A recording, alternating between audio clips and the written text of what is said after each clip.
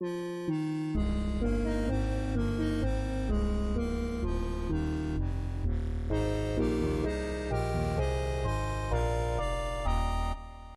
have huge clickbaity title, clickbaity thumbnail, design disaster. And okay.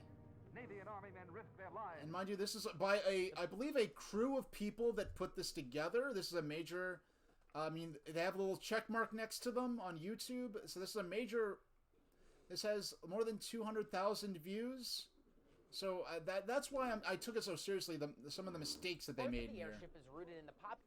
By the time he saw Schwartz's balloon lift off in Berlin, the Count had already sketched up his version of the airship. And the next year, it was under construction. That is not the construction of the LZ-1. That is potentially the construction of, if it is an American airship, it only could be what I have a photograph of here, the USS Shenandoah. That is definitely not the construction of the LZ-1. So we're already sort of abusing B-roll in misleading ways. Like, yeah, for illustrative purposes, but you're talking about the first construction of the first Zeppelin airship, and they're showing unrelated footage. His first airship, the LZ-1, as it was called, measured nearly 420 feet. Okay, they're showing footage of the Graf Zeppelin while talking about the LZ-1. So they're using footage of the Graf Zeppelin to depict and implying that it's the LZ-1. So that's just really not very good practice. The lower ship is the Graf Zeppelin. The upper ship is the LZ-1. Discussing the Ford Model T and using a picture of a Ford Mustang. A safety net of sorts. Not the LZ, once again, not the LZ-1. The LZ-1 took its maiden flight on July 2nd, 1900. Yes, the flight lasted about this is 18 not minutes LZ-1. and covered about 3.5 That's the Graf Zeppelin, not the LZ-1. By the end of the war, Zeppelins like the R-class were over 600 feet long. Okay, that is not an R-class Zeppelin. That is an R-33 class Zeppelin. And, excuse me, and to be more precise, it is not a Zeppelin. It is a British rigid airship. And this says, like, airships like the R-class. There was an R-class of German Zeppelins built during World War I. I guess whoever sourced the photos just found these photos of these ships that say R on them. Like, as all the British airships were given an R, designation. So R-33, R-34, R-100, R-101. And so they just used that. I don't know if they knew their mistake or if they cared. But so the R class has nothing to do with what they're showing here. The R class are a specific set of German Zeppelins built during World War I. They have nothing to do with the R-34, 35, so forth designations of the British rigid airships. Airplane. But throughout this period of success, airships were also showing their flaws. On September 9th, 1913, a German Zeppelin traveling above the North Sea flew into a severe thunderstorm. Strong winds and... Okay, German Zeppelin, that is... And they show the R-100. Okay. And the funny thing is, they could have very easily, just looking up on Wikipedia, find public domain period illustrations of the craft that they're talking about here. Of the actual crash they're talking about. But here's the ridiculous thing. The crash they're referring to, they're talking about, is the crash of the LZ-14, which crashed in 1913. But the picture that they are going to show is a picture of a different crash. The airship split in two and... So this is the crash of the L-19, which was LZ-54, which is manufacturer number. The Navy, the German Armed Forces renamed it L-19. This was a crash that happened in 1916. So they're talking about a crash that happened in 1913, and the crash depicted here happened in 1916. Now, listen to these stats. Was the largest airship ever built. It was 778 feet long. It could carry almost 5 million cubic feet of hydrogen. 10 Maybach engines powered 5 separate engine cars. It could carry 56 crew. Okay.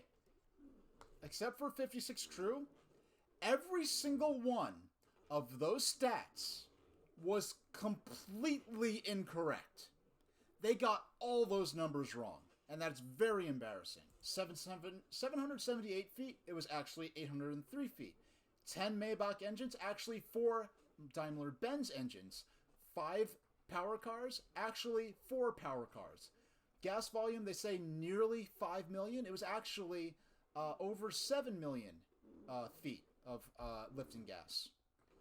So every single one of those stats was completely wrong. My thought was, why are all those numbers so wrong? Did they just go to Wikipedia?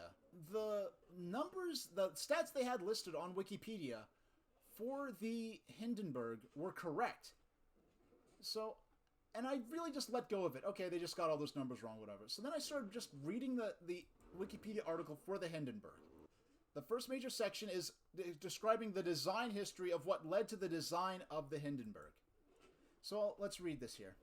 The Zeppelin Company had proposed LZ-128 in 1929, after the world flight of the LZ-127 Graf Zeppelin.